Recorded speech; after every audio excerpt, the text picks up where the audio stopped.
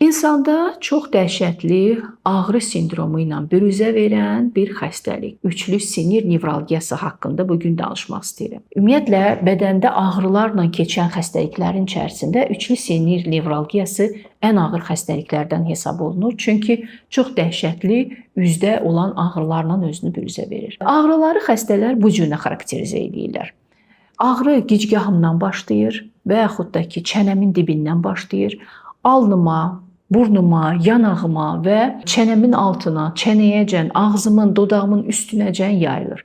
Ağrıları pasiyentlər sanki tok vurma, elektrik çarpma şəklində ağrılar kimi hiss edirlər. Üçlü sinir nevralgiyasının xarakter xüsusiyyətlərindən biri budur ki, bu ağrılar danışanda, yemək yeyəndə, çeynəyəndə, su içəndə, əsəbləşəndə çox dəhşətli dərəcədə artırlar və insanlar artıq gündəlik həyatları zəhərə dönmüş olur. Onlar hətta yemək yeyə bilmirlər. Üçlü sinir nevralgiyası təəssüf ki, çox çətin müalicə olunan sindromlardan biridir. Burada müxtəlif yanaşmalar mövcuddur. Birinci növbədə biz təyin etməliyik ki, bu üçlü siniri sıxan, təzyiq edən hər hansı bir beyində problem var yoxsa yoxdur. Deməli, neyroradioloji üsullardan istifadə edirik. Artıq bir problem olmadıqda və idiopatik üçlü sinir nevralgiyası baş veribsə xəstədə, bu zaman müalicə bir neçə etapdan ibarət olur. Birincisi, müəyyən dərmanlarla sinirin ağrısını azaldan, sinirin qıcıqlanmasını götürən dərmanlardan istifadə edirik. Xəstələrin 50% bu dərmanlarla yaxşılaşırlar, amma digər 50% bu dərmanlara cavab vermir.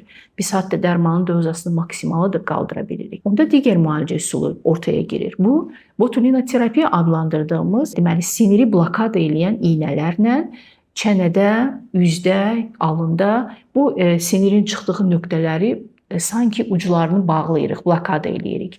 Botulinoterapiya vasitəsilə bunu istifadə edirik. Xəstələrin 30-40% bu müalicəyə çox yaxşı reaksiya verir. Yenə də 10% xəstə qalır ki, biz bu botulinoterapiya iynəni etsək də onlar buna reaksiya vermirlər. Bu zaman artıq müəyyən əməliyyat deməli prosedurlarına pasiyenti tövsiyə edirik. Gördüyünüz kimi üçlü sinir xəstələrinin 90% müalicəyə tabe olandır, amma müalicəni seçmək lazım gəlir. Bəzilərində dərmandan, bəzilərində isə iynələrdən istifadə etmək lazım gəlir.